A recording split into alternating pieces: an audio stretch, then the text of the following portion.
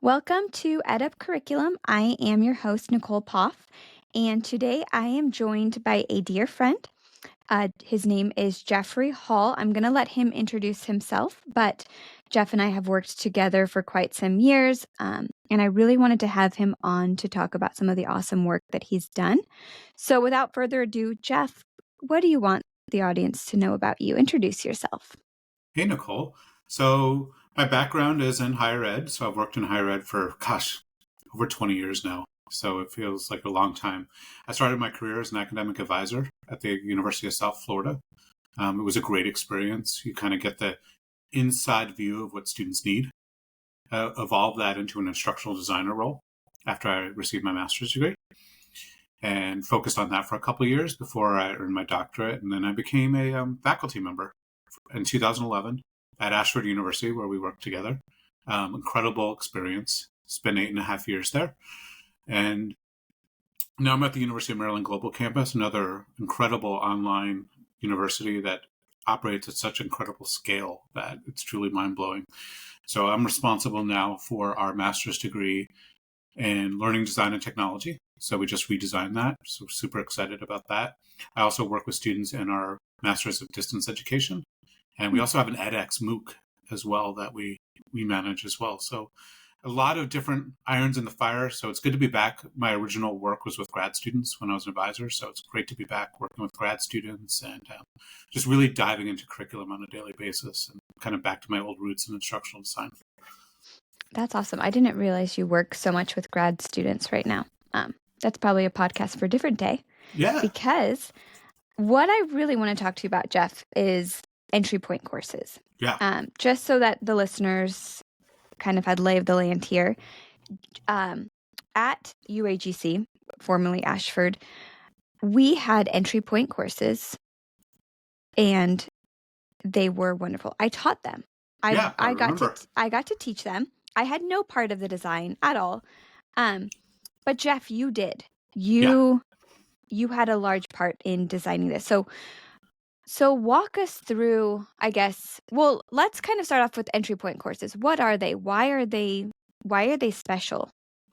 So yeah, I didn't mention my entry point career. So I did work from Ashford University from 2011 to 2019. I was in charge of their entry point courses, starting with orientation and then into the first experience that students have. So we call that the online first year experience.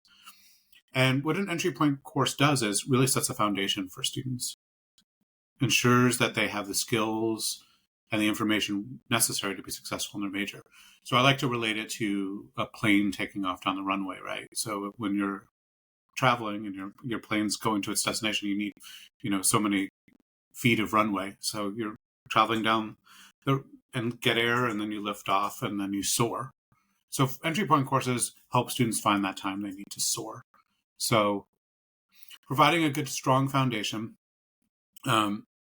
I saw the entry point course as an opportunity, particularly working with adults, to kind of infuse some of that transformational learning experience that comes from principles of andragogy, Jack Mesereau, to really, instead of just kind of rehashing what we teach 18-year-olds in college when they take the first class, this is where the library is, and this is a time management table you'll have to complete, and this is your learning style, which has been debunked.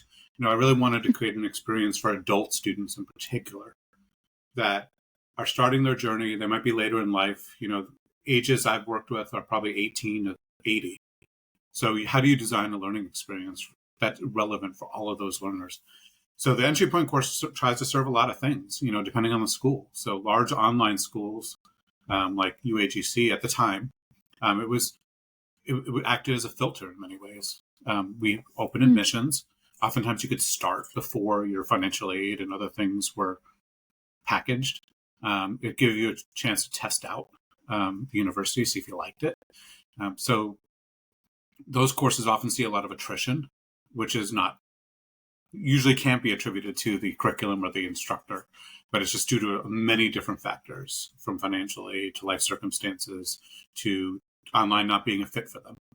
So these courses really give you a great chance to try to provide that first warm welcome. A first impression lasts a lifetime, right? So the faculty that teach these courses, the curriculum that the students are introduced to, have that opportunity to make that lifelong impression about that institution and get them off to a good start, hopefully. I think entry point courses are really smart. And I'm glad that schools do it. I think there's still a lot that don't necessarily see the value of entry point courses yet. But you just described what probably feels like a headache for a lot of people. Like, that's a lot of people to consider when you're designing a course. You know, if you're designing a course in marketing, you have a very small group of students that you are creating that specific course for. These entry point courses, it's a much wider net, and you just listed off lots of different types of people, what they're going through. So how do you even start to approach the work? I mean, when you came into, let's say you came into Ashford, you inherited courses. What did you do? The first thing I did was to fix the current course. So, Ashford grew exponentially, back in the mid 2000s to early 2010s. Online explosion was just growing faster than anybody could keep pace with it.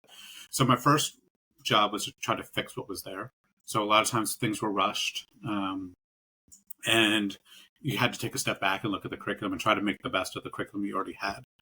So that's what I did. I took a step back, looked at all these spots where students could get tripped up, or things that weren't clear, or things that weren't as rigorous as they should be. I had gone through Quality Matters training right after I started there, which was a great experience for me. And things such as credit hour started to come up. Like, is this course worth 3 credits? So basically 135 hours CTEM equivalent. So you start to look at those things and like, where do we need to beef up this class? Where do we need to add things to it? And then the second thing was the faculty teaching it. So we had faculty teaching from all over the university because the enrollment was growing so fast they couldn't staff the classes. So you had just a very quality of instructional experience. And I'm a firm believer that the instructor is the key difference behind success of our students. They need a caring instructor that makes a genuine effort to get to know them, that's authentic. So really started to look at the quality of the faculty teaching the courses. Some people weren't aligned, right? Like if I'm a business person or a chemistry professor or something like that, maybe that's not these entry point students that kind of require a lot of hand-holding and just kind of a little bit more care. Maybe that's not best aligned with some people's experiences. So trying to make sure we had the right people teaching these classes as well. And eventually, I had a vision for the course, but that took 3 years to implement. So we had to kind of ride out what we had. So one lesson I would say is just not to go in and try to change everything the second you get in there, because it really can upset things. And maybe not worth the hassle of turning things upside down too quickly, because it is a process, and you have to be very gentle with changes you make, because at one point we had 35,000 students going through the course a year. So you can't just make these dramatic changes and just, this is what I feel like doing today, and not know that it won't impact thousands of people. So you have to always keep that in mind, that any change you make impacts so many people that everything has to be intentional. Everything has to be carefully planned. And you can't just go in and just make changes and hope it works. You have to be really planned very well and get a lot of feedback before you launch massive changes. I like that you mentioned faculty, because I think it's really smart. You're right. Most faculty would be qualified to teach those entry point courses on paper. Mm-hmm. But if I have an instructor who their lens is preparing students to pass a clinical exam for their FNP, that instructor is probably pretty rigorous, probably has pretty high expectations, probably expects that the student knows all the APA, right? That they really have their ducks in a row. That's not the instructor that these entry point students need. They need instructors who understand social capital, and that this might be a student's first time. So how did you start going through and figuring out who was a good fit and who wasn't a good fit?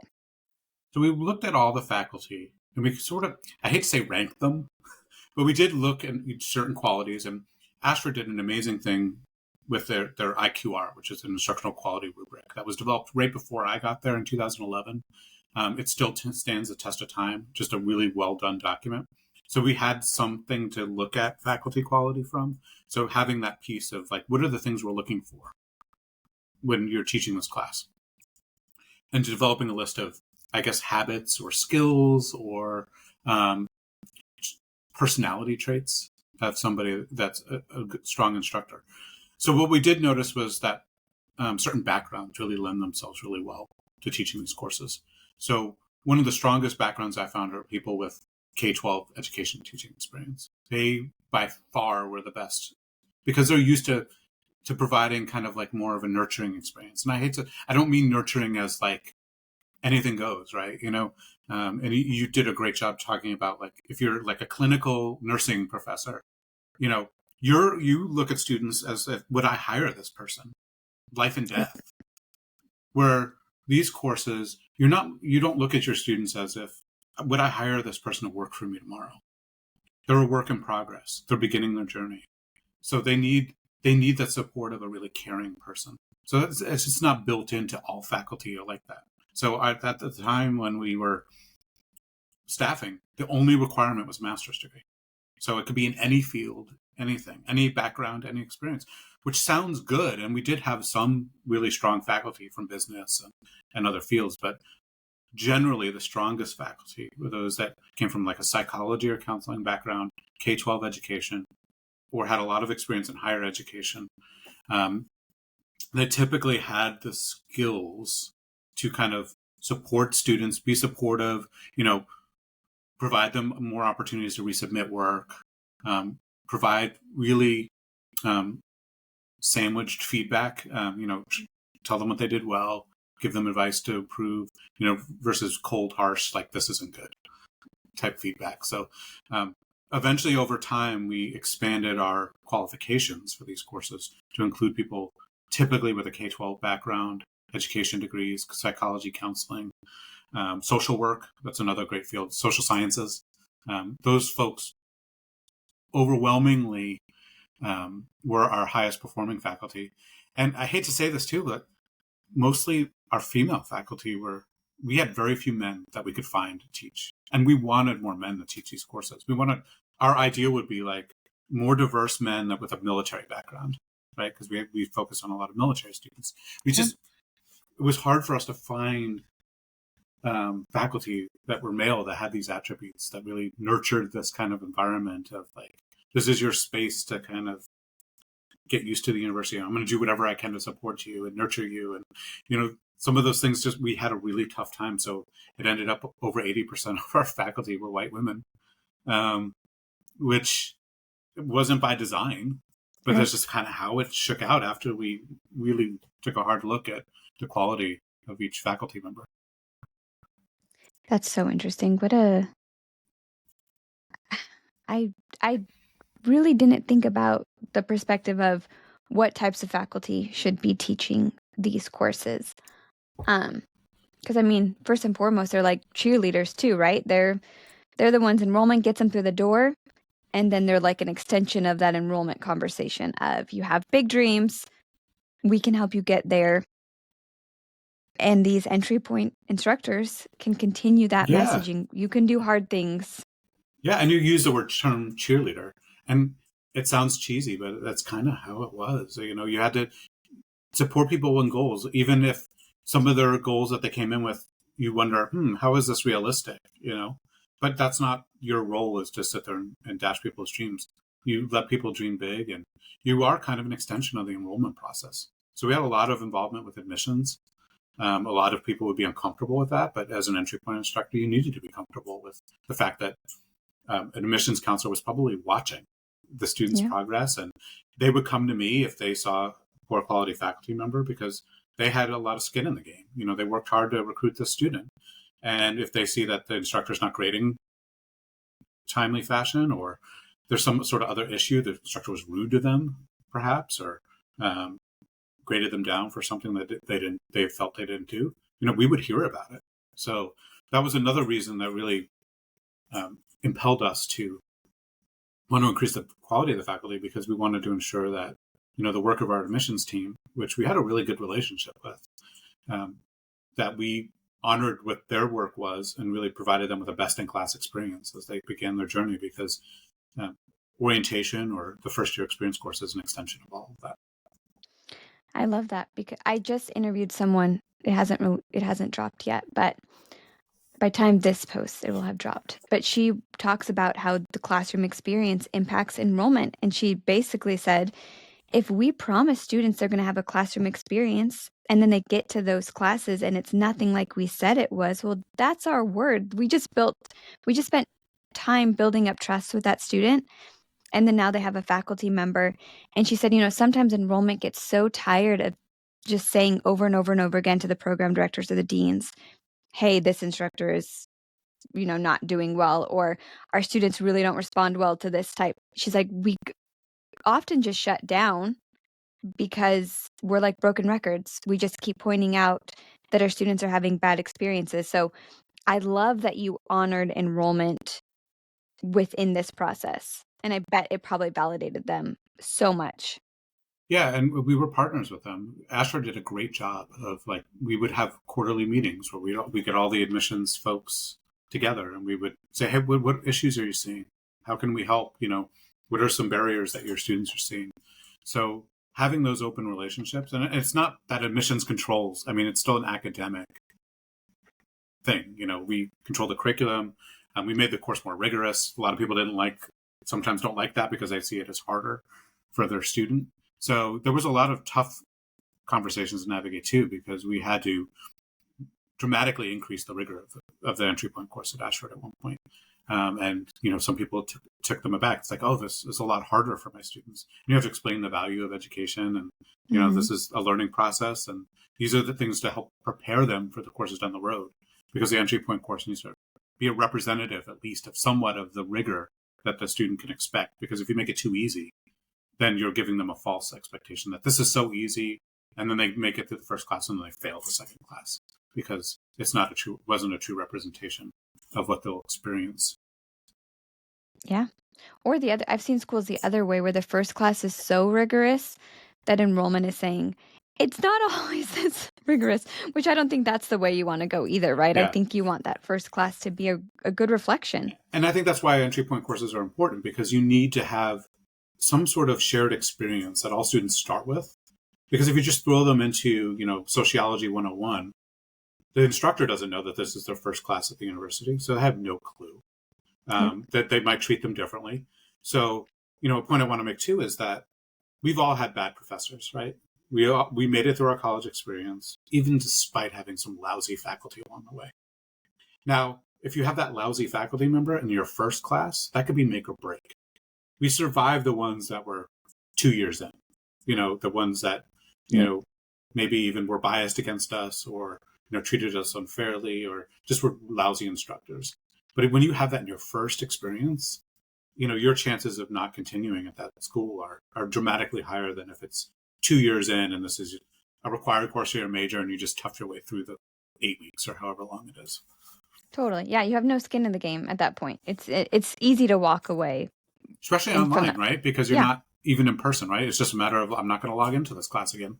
Yeah. Yeah, so I'm going to ghost them. You can ghost them. Yeah, ghost the school very quickly. So we didn't want to be responsible for the ghosting. So that's why we wanted, to ensure that we did everything from the faculty perspective to ensure that students felt welcomed and had the tools that they needed to have a really great first experience.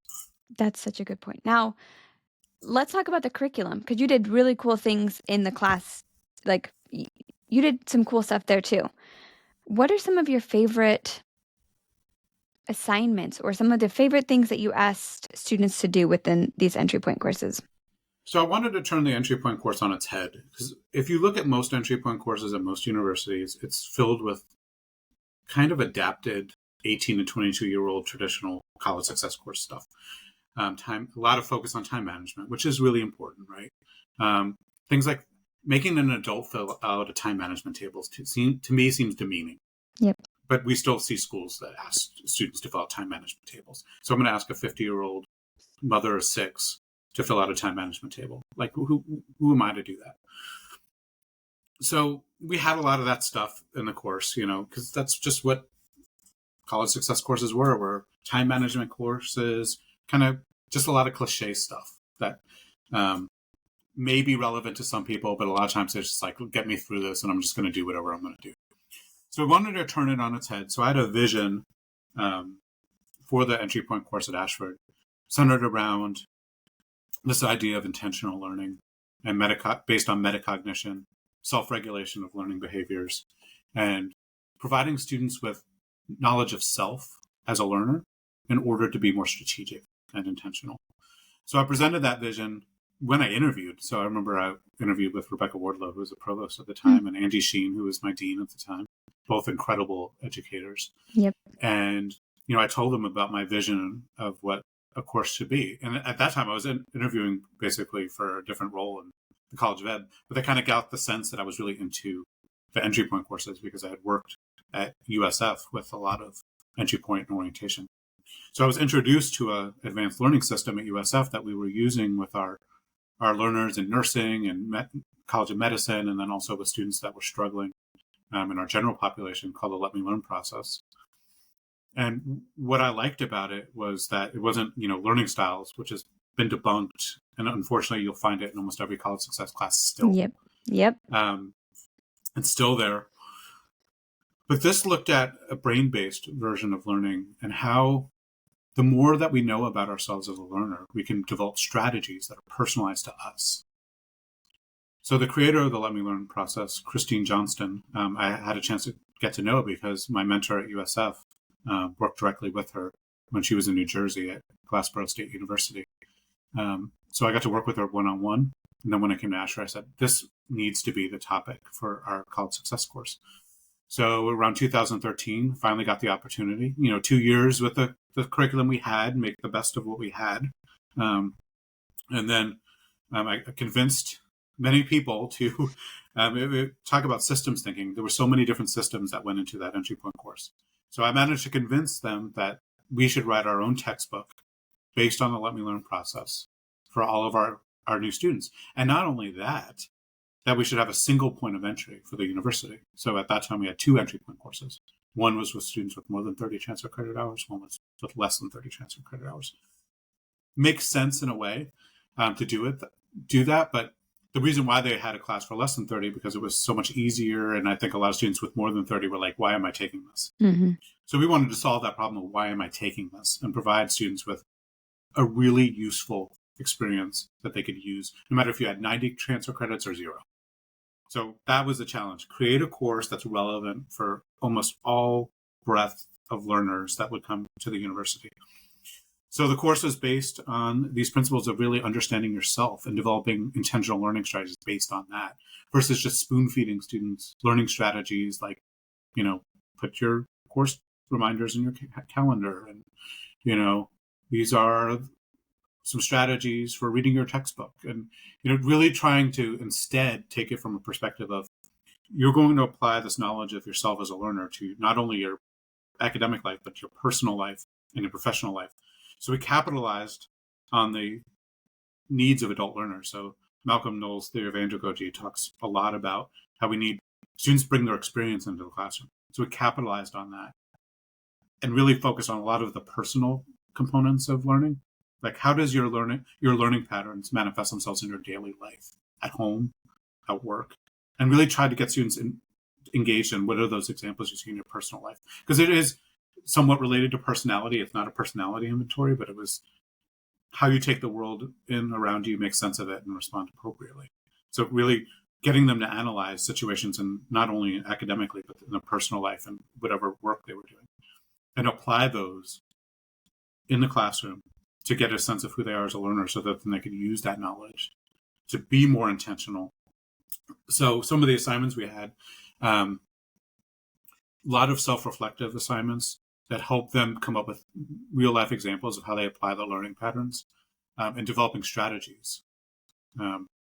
Really coming through the class with a set of tools that you could use to adapt to whatever learning situation you're in. Because we talk about, learning styles talks about visual and auditory learners, but it doesn't really give you any strategies. If the next class you have no control with how that content's presented to you. So if it doesn't fit your learning style, there's no real, like, how do I adjust? Okay, it doesn't fit my learning style. I give up. Well, this said, the Let Me Learn process gave you the tools to say, this professor isn't teaching in the way that's my preferred learning pattern, but this is how I can adjust. These are the questions I can ask.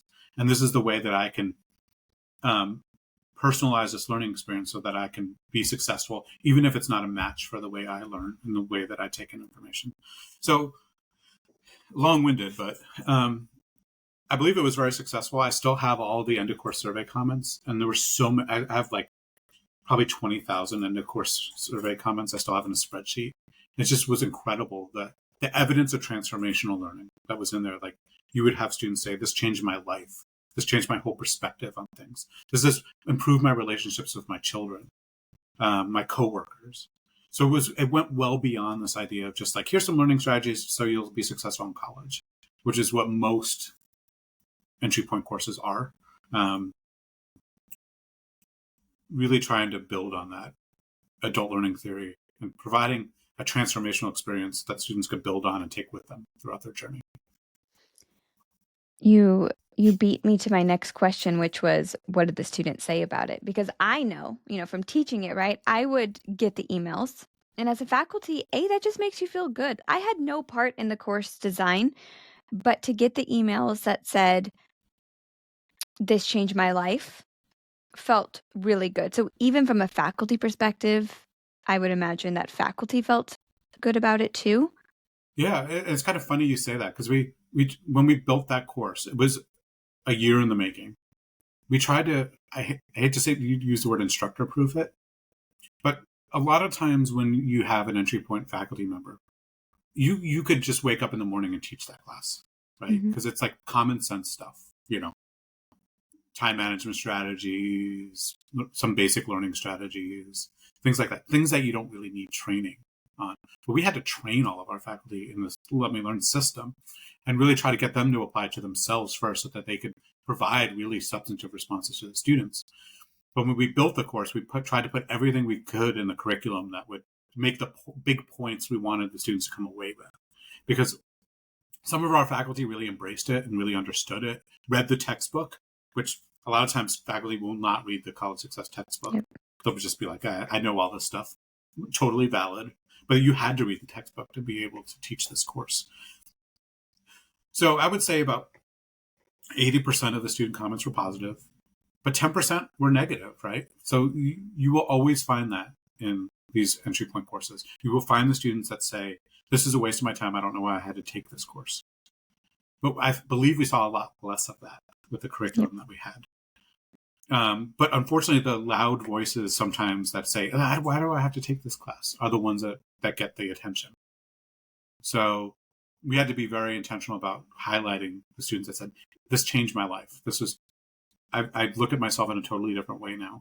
And I'll always remember what I learned in this class. So those anecdotal things, you had to kind of combat. The 10% that come in with 50 transfer credits are like, I just want to take courses in my major and graduate. Why are you making me take this class? Yeah. So you always will have that in these entry point courses. So anybody listening that's in charge of these courses or works with these courses, don't let the 10%, hopefully it's only 10%. If it's more than 10%, but you might have a problem with the curriculum. If you have half the students saying, why do I have to take this class? You probably need to change the curriculum. So you're going to get a lot of students that are transformed, hopefully, or at least find it relevant, but you're going to get some that are like, you could have locked them in the closet for 5 weeks and they would have been successful no matter what. So they're like questioning the value of, why did I have to pay to take this class? So that's something I think entry point instructors and people that oversee the classes battle constantly. Totally.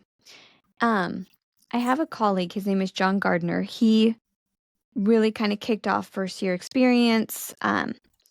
And one of the things he always says is, with students don't know how to love the university by themselves. We have to teach them in these courses how to love the university. And as you're talking, I thought there was really no place in that course where we taught them, this is your university and you love your university, but they walked away loving the university. Most of them, right? They walked away, bought into it. Yeah, and I think that's where the instructor comes in, right? you were a great instructor in our program. They felt a connection to you. You represented the university because they see you are the university to them, or their advisor, or their admissions counselor. Those few contact points that they've had is the university. And when you don't have a strong campus presence, right? Because some schools we don't have, we had a campus for a while at Ashford, but eventually there was no campus. And while I don't think that's as important anymore, you don't have something to bond the student to, right? At some points in the journey there, it was there's a small little campus in Clinton, Iowa that, there's pictures here. I would share pictures of it. And we actually would integrate some of that to the first week of the course where we'd share pictures of the Clinton campus. But eventually that went away.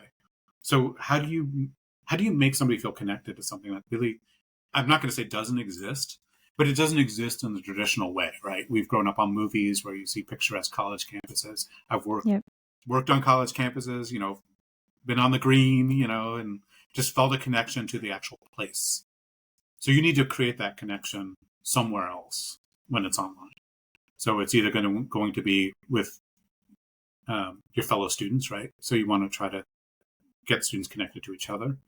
But a lot of times it's going to come from their experience that they have when they first start, from admissions all the way up until the end of the first semester.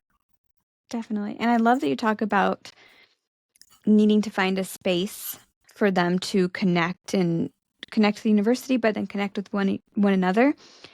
What I found too is that if we don't give them this space, they'll find it themselves.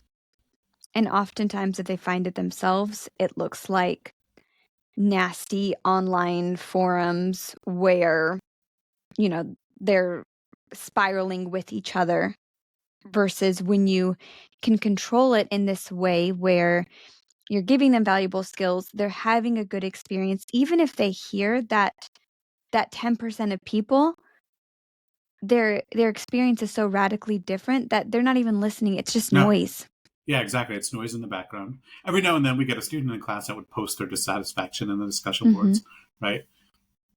But overwhelmingly, you're developing a community of learners in the first class. I mean, unfortunately, it's not a cohort, right? You're not going to move to your second class together.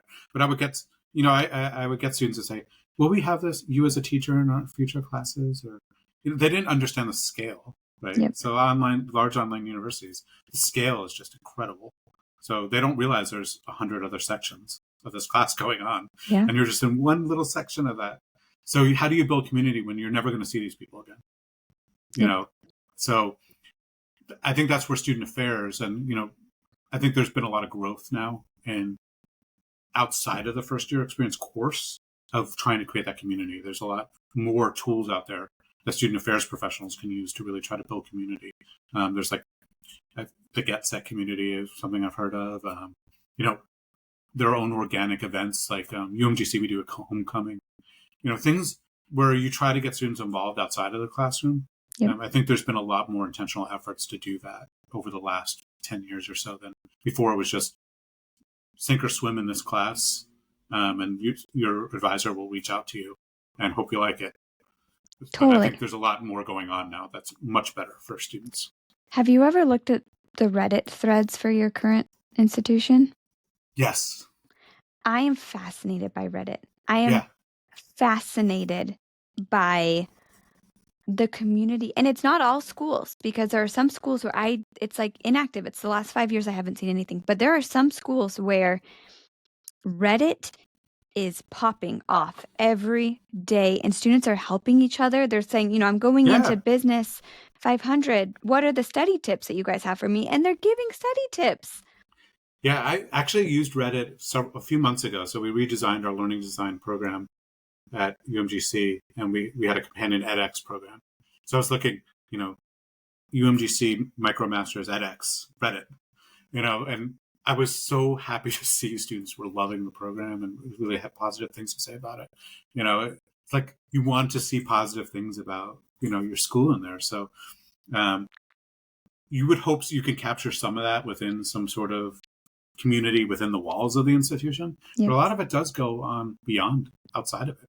I remember there was on YouTube, there was one really negative review of Ashford at one point, and it was like the most watched. When you typed in Ashford, it was like this video with this woman like streaming from her bathroom would come up, and she would be like, "It's a scam school" or something. I remember this video. Yeah, you remember it too. It's like it has like, but how did that become the face of so much good work? Oh right? my gosh! Yeah. So it's like you need to be able to control your narrative. That's so both funny. inside the walls of the institution, but also outside as well. I bet you so many enrollment advisors received that video like, hey, we just had a great call, but look at, I YouTubed you and look at this lady in the bathtub. Darn algorithms putting that as the top thing because it's clickbait, in a way, right? Well, and that's what I see a lot. We're going off topic here, but I see a lot of that on Reddit where students will say, I just had a great conversation with this school. And then should I do it? Should I enroll? Will it give me viable career outcomes? What does that look like? And I think that's interesting too, because then other students are hopping in basically saying, yes, do it. I am proof that it works. Or on the other hand, they're saying, no, don't do it. Don't waste your money. Yeah. Go somewhere else. Here's different schools. Or they're saying, I went to that school and I didn't like it very much. Here's where I'm at now and I love it. Yeah. So at the power of just one voice. It's so interesting. So that's why we have to offer our students a really high quality experience when it gets set, from the get-go, right? And in there, I feel like there is a lot of chatter about faculty. Doesn't matter the school. There is a lot of chatter about faculty. Yeah. I used to be obsessed with ratemyprofessors.com. Oh, yeah. But it's really not, it doesn't it's seem not to a thing do anymore. anything anymore. Mm-mm. But that was some of the only ways we could get feedback from, outside of the end of course survey. So, even when we would hire people, I would Google if they taught other places, I would Google the Rate My Professors. And we get really good insight from students. Totally. I'm doing a research project right now where originally I was going to compare Reddit threads to Rate My Professor. Oh, wow.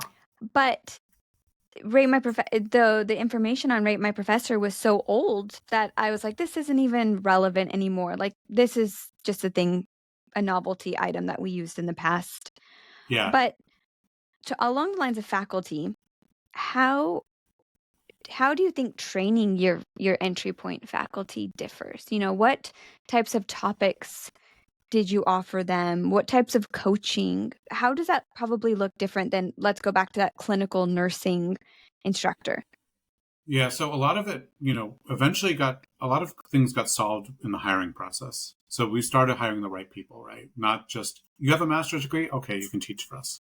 It became, what's your background? And then we came up with questions to ask people to kind of get an idea of how tolerant they were of students that need to resubmit things, giving feedback, creating that really warm, welcoming experience.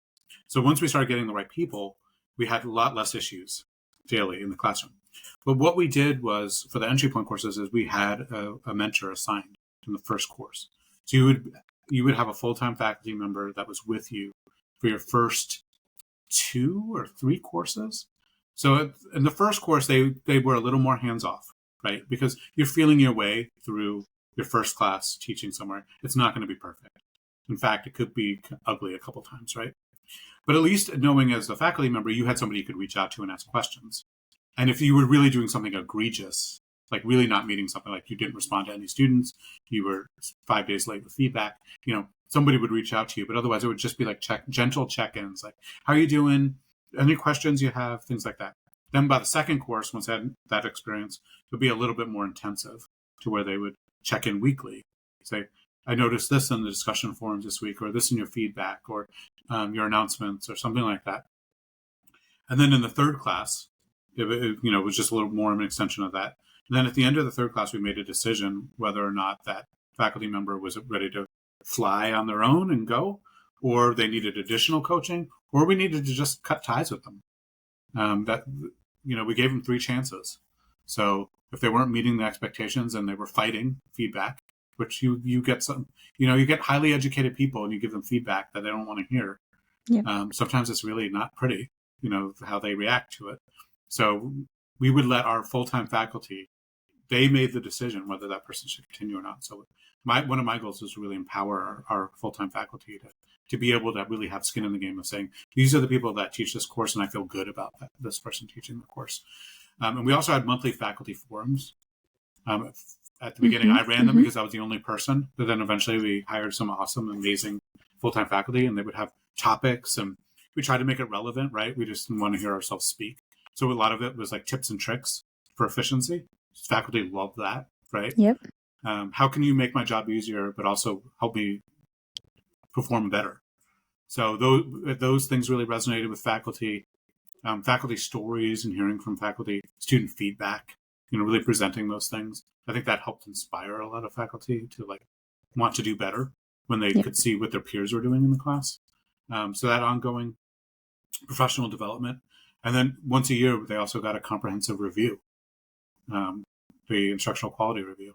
So that gave a full-time faculty member an opportunity to really visit and spend time in that person's class and give them feedback on it and tips for improvement, and rate them. I mean, we rated the faculty, and that can still be controversial in some sectors of higher ed. But, I thought it was one of the most important things that our full-time faculty did was to evaluate the performance of our adjunct faculty. Definitely. And I remember I had sweet little Wendy. Oh, Wendy, yes. Sweet little Wendy. And the way you probably were strategic too, now that you're talking about this. You probably were pretty strategic with those people that you had conducting the reviews, because the way in which she presented feedback was so caring and thoughtful and generous. I never felt like you need to do all these things or you're going to be in trouble and you're not going to be able to teach for us, right? It was always grounded in what was best for the student. But B, it was just, her approach was so gentle and kind. And she's probably very precise because she was a very detail-oriented person, strong-willed learner, back to let me learn stuff. Yes. But a lot of it was based on, because we had very clear expectations for faculty. So she had the expectations to back her up, to give you feedback. And also we did norming sessions. So what we would do at least once or twice a year is we would pick a faculty. I would pick a faculty member. We'd all review them. I would do it too. We'd all review them. We'd all come together for like an hour and just discuss how we rated them, why we rated them that, what did we see in the class. And it really was one of the most helpful things. So we normally, the rubric, it helped us focus on things like, oh, wait, I didn't notice that. I need to pay attention to this when I'm looking at somebody else's classroom. So the norming process, I would spot check their IQRs too, to make sure that they were accurate. But after a while, we really had the faculty we wanted teaching. So it kind of became a great community. Once it was a few hard years kind of weeding through some faculty we didn't think were the best fit for our students. But once we got through that, it was kind of smooth sailing after that. We really felt good about the people that were teaching our classes. And that was a really wonderful feeling to have. It's like, I have confidence every day that our faculty are going in and providing a best-in-class experience for our students. And that was just gold for me. It took years to get there. The whole thing. That's why I wanted to have you on, because all of it was so good, right? The involvement of enrollment, the redesign of the course, the weeding down and strengthening the quality of the faculty. It was not just one thing that made it good. It was really this large picture, understanding the value of this course and what it could look like in terms of student success, but also institutional success, right? You probably knew, hey, this is my chance to get people in the door or out the door. So there's some institutional, I don't want to say pressure. There was a ton. I literally had the CEO of, Bridgepoint, Zovio, in my classes looking at the curriculum. I mean, that was so stressful. But another thing, what you just said made me think of something else. Probably my biggest triumph and my biggest mistake in this process. So when I was at the University of South Florida, I had the opportunity to teach because, they wanted to get advisors teaching in their college success courses. It was such a great experience for me. It set the trajectory for my whole career. It was like being given that experience as somebody that was an advisor with a master's degree and giving me the chance to teach our entry point class at USF. I wanted to provide that same opportunity for employees at Ashford if they were interested, they had a master's degree and they wanted to teach, I would pretty much at first I would take them all, which is a huge mistake, because a lot of them did not have the talents or skills or dispositions to be effective faculty. But I wanted to give our internal people, because I figured they have more skin in the game, they care about our students, are working with them every day, to give them the opportunity to teach. So we had a lot of, like you, as an internal employee, we very much focused on trying to give that opportunity to people around the university that were interested in working with our students one-on-one. I had a lot of drama caused by it sometimes. You get somebody that would totally not do what they were asked to do, and then you'd see them in the elevator later that day. That's uncomfortable, right? But then we also would get people like you that were, working in student affairs and doing great work, and like, hey, you want to teach for us too? Okay, great. Not only can you earn a few extra bucks, I mean, it didn't pay well, but you really could see the academic side of the student experience. I think that's super important. UMGC is very committed to doing that too. We have a ton of our staff teaching our version of our college success course. And I wish more schools would do that, because I do think it's a great way to get people involved and really committed. Yeah. I think so too, in terms of even just knowing the resources, right?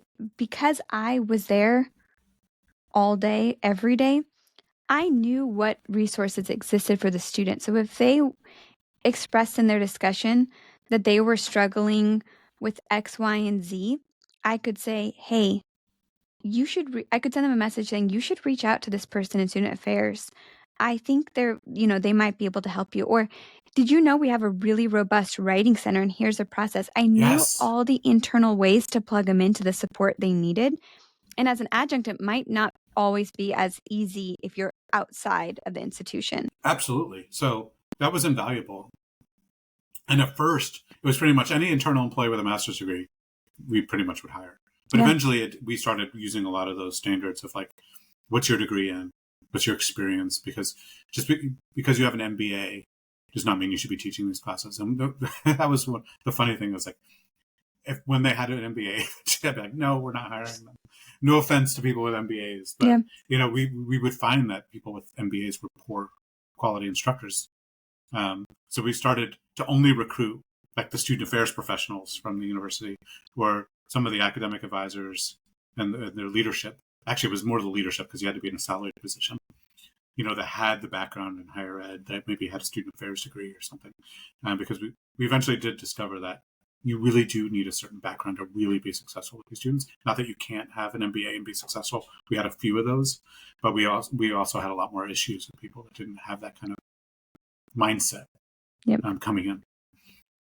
And it probably was a wake-up call for some people too. I think if you're in advising or enrollment, the perception of what faculty do might be, this is easy. I could do this in my sleep, right? And then they are in that position, and they're like, oh, this isn't easy. So it's like, I feel like teaching is the ultimate exposure to your actual skills. Because we would get people that were like, could talk a good game, but then they would suck in the classroom. And I'd be like, exactly. You're BSing your way through your job and your daily role. But when the rubber hits the road teaching, I know if you're doing a good job or not, because I can see it. So you can't hide. You can't be a bare minimum person and hide. So the people that got into teaching, it was a good chance to show their true quality. Because usually our best online instructors were also some of our best employees within the organization as well. So it really parlayed into, if you're a really great employee and really work hard and are really motivated and really care about our students at the university, you probably are a good adjunct instructor too. And vice versa, if you're kind of dial it in, or you just have a lot of BS that you say, talk a good game, because we had plenty of those that talked a good game, and then when it would come to the classroom, they would just fall flat on performance. Yeah, so, bare minimums. But that's where it came. It was my best decision, but also my worst one, because I had several people that it was like, okay, yeah, we fired you, and we still work together as colleagues full time. But we had to take the express elevator. Yeah, got to take the express elevator up, Jeff. Actually, that's what I have to do a lot of the time. skip levels 1 through 8. Just go up to 9 to 11. Well, Jeff, this has been so much fun. I know we could talk about this forever, but I really appreciate you being on on here talking about entry point courses. I think that this will be a really valuable episode for people who have entry point courses or who don't have entry point courses, in terms of should we create some, or should we revise the ones that we have? So thank you so much for being on and sharing with us. Yeah, no problem. Thanks for having me. And like I introduced myself at the beginning, I'm like, I didn't even mention entry point courses. You can have many different lives into the entry point. It doesn't mean that you're marked for life for it. And I felt like I started to become marked for life for it. That's why I'm really excited now to not do it anymore. I'd love it. It's part of my very identity, but it was an episode in time of about 10 years that I really was involved in it. And now I'm doing something different, and I'm just as happy doing that as well. And having a lot of the pressure off of me. It's been fantastic as well.